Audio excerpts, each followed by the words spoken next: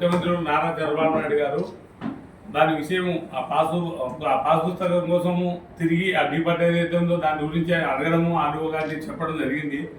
ఆర్డీఓను ఏదో ధిక్కరించి ఏదో భయపడించి మాట్లాడినాడు అని మొన్న ప్రెస్ మీట్ పెట్టి ఆర్థిక శాఖ మంత్రి వర్యులు ఏదో మాట్లాడడం జరిగింది.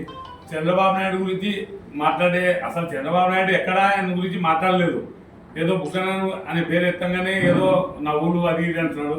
ఆయన ఎన్నో అసెంబ్లీలో ఎన్నో పిటకథలు చెప్పడం జరిగింది. ఆయన ఏం చెప్పినప్పుడు అందరూ చూసినారు, రాష్ట్రం అంతటా దేశం అంతటా, రాష్ట్రం కాదు దేశం అంతటా చూసినారు.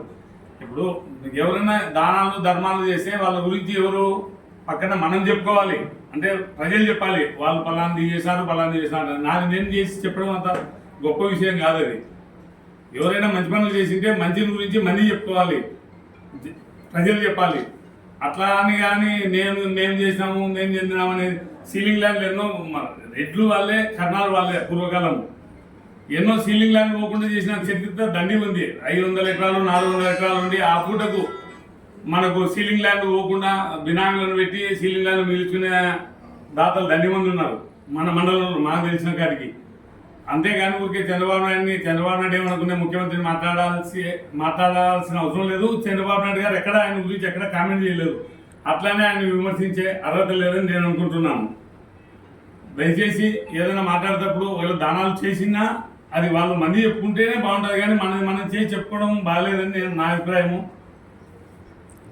దయచేసి ఇంకొకసారి ముఖ్యమంత్రి ఎవరైనా మాట్లాడే ఆయన సర్వీస్ అంతా ఊరుకున్నది మా వయసు. దయచేసి తప్పుగా మాట్లాడొద్దని నా ఈ సభముఖంగా తెలియజేయడం జరుగుతుంది. సోదరులకు తెలుగుదేశం పార్టీ నాయకులందరికీ నమస్కారం. రాజరెడ్డి గారు మన ప్రెస్ మీట్ ఇచ్చినారని చంద్రబాబు గారు చెప్పినారని తెగ బాధపడుతున్నాడు. దాంట్లో ఆయన ఏమి ఇచ్చినాడు ఆ ప్రజలకు దానం ఏదో అంతా మా కుటుంబమే దాకింది మేమే దాకినాం అంతా అంటున్నాడు. ఆయన అది శేషారెడ్డి తాత దాంట్లో ఇది జన్మసంజయ్ రెడ్డి ఆస్తులోంచి ఇది వచ్చినంత భాగం. అది ఎంతసేపున శేషారెడ్డి వారసులకు వాళ్ళకు జన్మసంజయుడు వాళ్ళ వారసులు వెళ్తుందా కానీ ఈయన తాత కానీ ఈయన జేజబ్బ అదాసు పార్టీ కానీ ఏది కూడా రూపాయి ఇచ్చినది లేదు జనంతల ప్రజలకు. ఇంకా కావాలంటే మా జయనారాయణ పంచాయతీ కూడా స్థలం అంతా ఇచ్చేసినాడు, మాకుంది ఇంకా మా పని ఏదైతే ఈరోజు వాళ్ళు లైబ్రరీకి ఇచ్చేసినారు, అదే హాస్పిటల్కి ఇచ్చుకొని బడకిచ్చుకున్నారు. ఈరోజు స్కూలు కబ్జా అయిపోయింది, దానికి దాని డాక్యుమెంట్లు కూడా ఉన్నాయి. ఇవన్నీ చేసుకుంటూ పోయినాడు. ఆయన ఏమి దానం ఇచ్చినాడు ప్రజలకని ఎంత తెగబడి చెప్పుకోవడం జరుగుతుంది. ప్రజలు గ్రహిస్తారు అంటారు. ఫారెస్ట్ పర్మిషన్లో ఇప్పుడు కూడా పెట్టినావు తెచ్చుకొచ్చి 3 నెలల పొద్దుగా ట్యాంకులు తోలి ఊళ్ళో నీ పేరు తెచ్చుకోవాలని ట్యాంకులు తోలి చేసుకుంటువి. అవన్నీ నీకు తెలియదా? నువ్వు చేసే దొంగ రాజకీయాలు కదా. ఆయన ఏదో ఒక పాస్బుక్ది ఒకటి చెప్పినంత మాత్రాన దాన్ని ఓని బిల్లపిచ్చి చెప్తున్నావు, ప్రెస్ మీట్ ఇస్తున్నావు. అంతే తప్పు. ప్రజలన్నీ గమనిస్తున్నారు, అందుకే నిన్ను ఓడగొట్టి ఇంట్లో కూర్చోబెట్టారు కూడా ప్రజలలా. ఒక రైతు అడిగిన ప్రశ్నకి సమాధానంగా ఆర్డీఓ గారిని పిలిచి ఏమి సమస్య కానీ అడిగినాడు. నీకు తెలియకపోతే తెలుసుకోమని అడిగినాడు తప్ప బుగ్గన రాజేంద్ర రెడ్డి ఆక్రమించినాడు ఇది చేయండి అని చెప్పలే.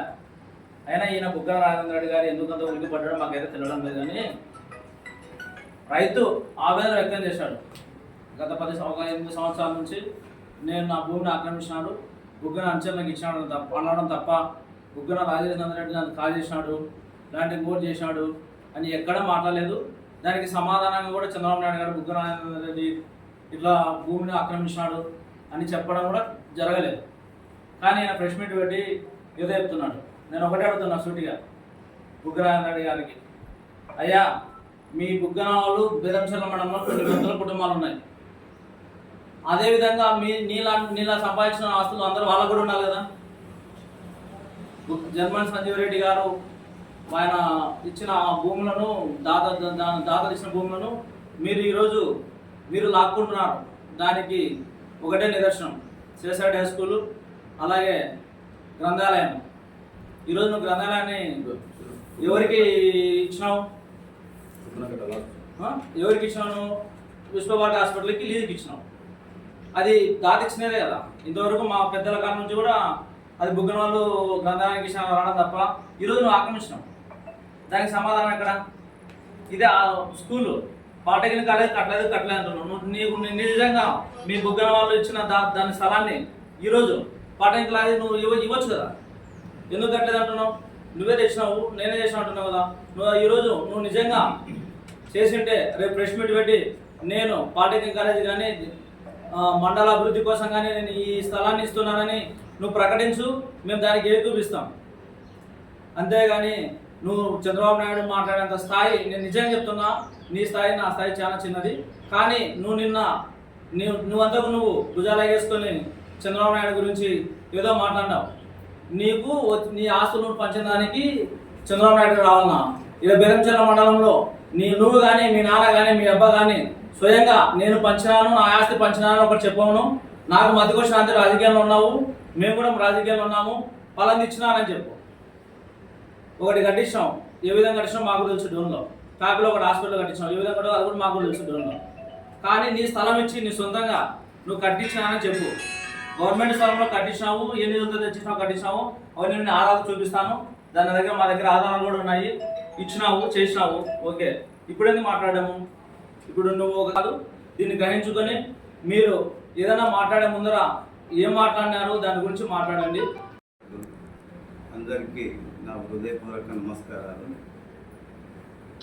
మాజీ ఆర్థిక శాఖ మంత్రి రాజారెడ్డి గారు మా ఆస్తి 75% పంచినానని మీడియాలో చెప్పడం, చంద్రబాబు నాయుడుకి దృష్టికి వచ్చిన ఒక 4 ఎకరాల చిల్లర మన మీటింగ్లో జరిగిన అది చంద్రబాబు నాయుడు దృష్టికి పోతే ఇప్పుడు బుగ్గన అనుచరులకు వాళ్ళు ఘోరంగా వీళ్ళని బాధ పెట్టి బుగ్గన అనుచరులకు రాసిచ్చినాడు. ఆ విషయం ఆ రైతు ఆడ వాపోయాడు.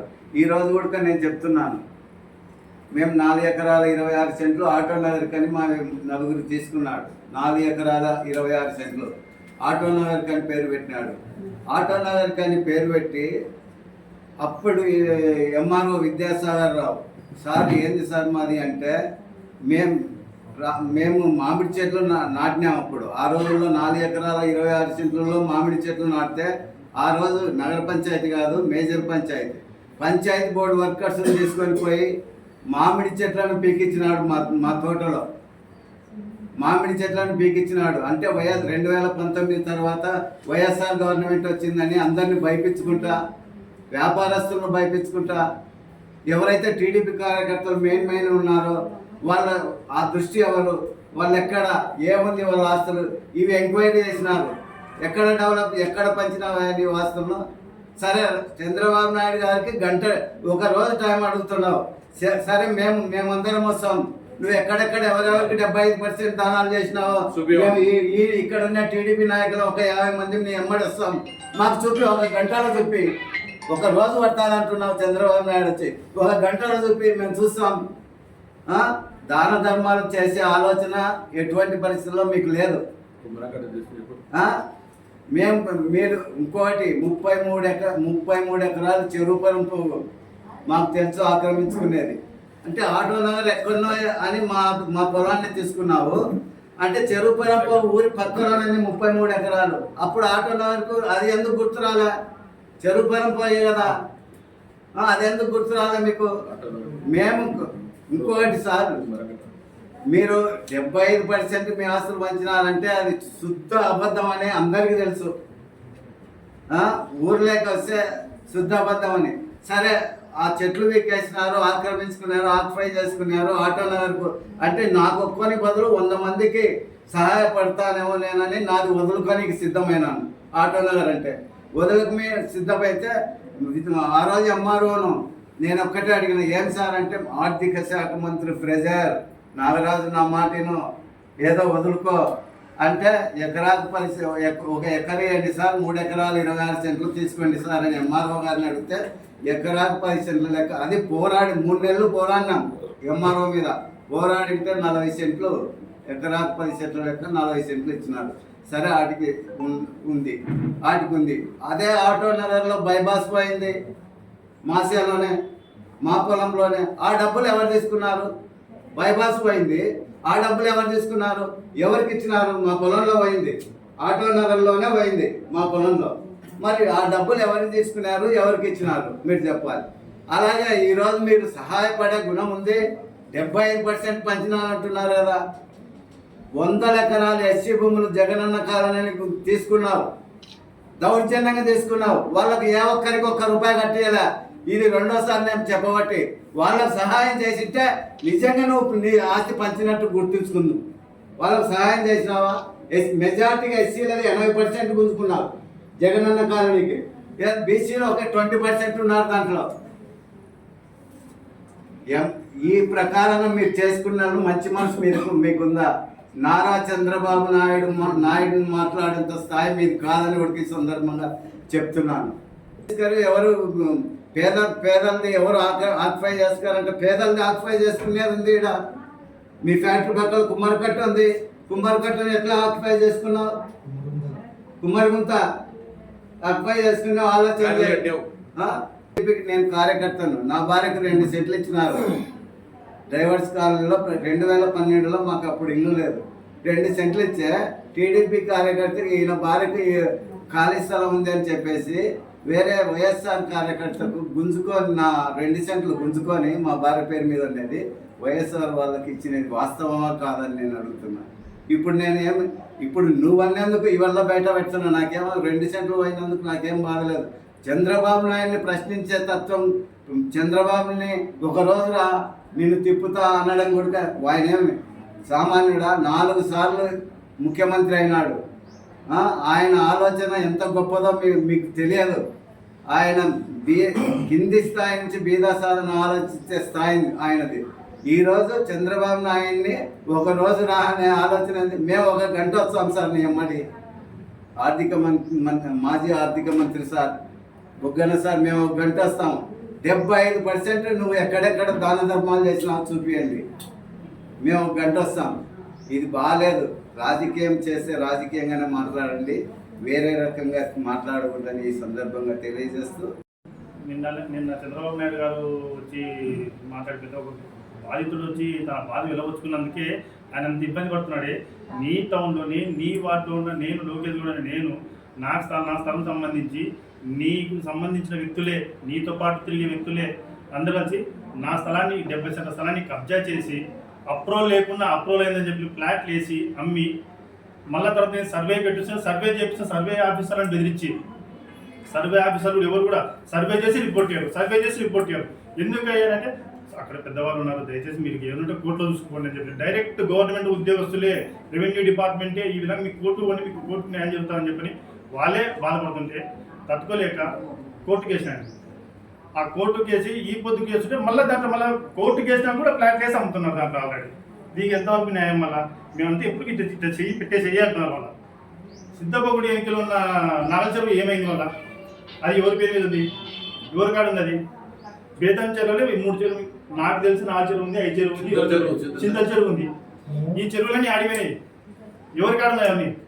నాకు అవి చెప్పండి. మళ్ళీ అసలు నా సొంతం ఇప్పుడు నీ వార్డులో ఉన్న వ్యక్తి, నీ ఇంటి పక్కన ఉన్న వ్యక్తిదే నువ్వు ఈ విధంగా చేస్తావు. మళ్ళీ ఏమంటారు సార్? మళ్ళీ మీరే చెప్పండి దాని గురించి.